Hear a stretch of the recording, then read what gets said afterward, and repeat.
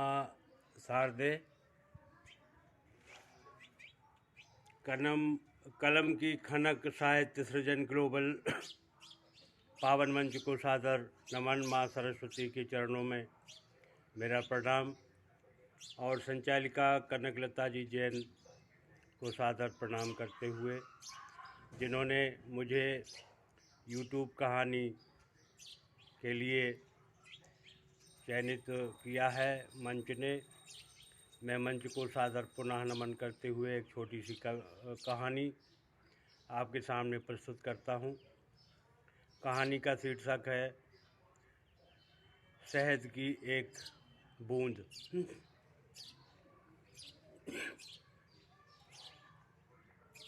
बहुत समय पहले की बात है। किसी गांव में एक शहद बेचने वाला आया। क्योंकि उस समय पर कोई धातु के बर्तन ज़्यादा प्रचलित नहीं थे, मिट्टी के बर्तनों से ही लोग अपना काम चलाते थे।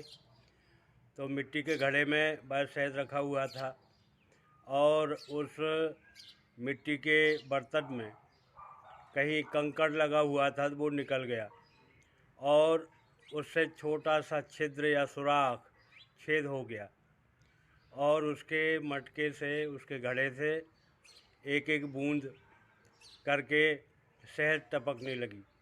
वो गलियों में जा रहा था और आवाज़ लगा रहा था, लो शहद, लो शहद, अच्छी वाली शहद, मीठी वाली शहद, ताज़ी वाली शहद। और इस प्रकार से वह गांव में फेरी लगा रहा था। अब उस शहद की बूंद के टपकने से एक मक्खी ने उस बूंद को देखा। वह उसके लालच में खाने के लिए आई और उस मक्खी को एक छिपकली ने देखा। छिपकली उस मक्खी को खाने के लिए आई। उस छिपकली को एक किसी के यहाँ पाली हुई बिल्ली थी, पालित या पालतू जिसे कहें। वह पालतू बिल्ली उस छिपकली को खाने के लिए आई। अब उसी समय पर किसी का पालतू कुत्ता उस बिल्ली को देख रहा था, तो वह उस पर झपटने के लिए आ जाता है। अब यह बात जब बिल्ली का मालिक देखता है कि कोई किसी का कुत्ता मेरी बिल्ली को झपटने आ रहा है, तो वह डंडा लेकर आ जाता है।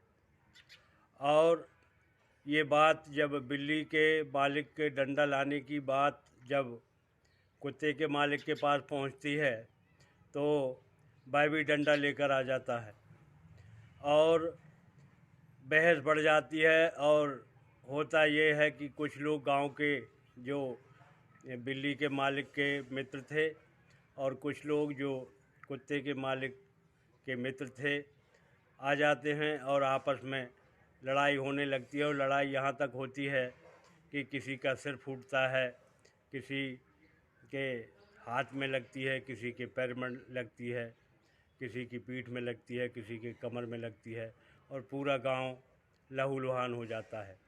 दूसरे दिन ग्राम सरपंच के यहाँ बात पहुँचती है। ग्राम सरपंच एक पंचायत बुलाते हैं और जब निर्णय करते हैं तो पता चलता है कि ये सब हुआ एक छोटी सी शहद की बूंद के कारण। गांव में अक्सर इसी प्रकार के झगड़े और संघर्ष हुआ करते हैं, जिनमें कोई समझदारी नहीं होती, कोई उस मूल कारण के पीछे नहीं जाता और अपना सहयोग देने के लिए मित्रों को लड़ाई में या संघर्ष में शामिल हो जाता है। तो इस कहानी से शिक्षा मिलती है कि हम यदि कहीं किसी लड़ाई में या किसी बहस में जा रहे हैं तो पहले उसके मूल कारणों पर विचार कर लिया जाए, तो इस प्रकार के संघर्ष हमारे समाज में समाप्त हो जाएं, उनकी कमी आ जाए। अस्तु सुमस्तु। महेश प्रसाद शर्मा, शासकीय प्राथमिक शाला दहलवाड़ा, विकासखंड वाड़ी, जिला रायसेन, मध्य प्रदेश। नमन। जय हिंद, जय भारत।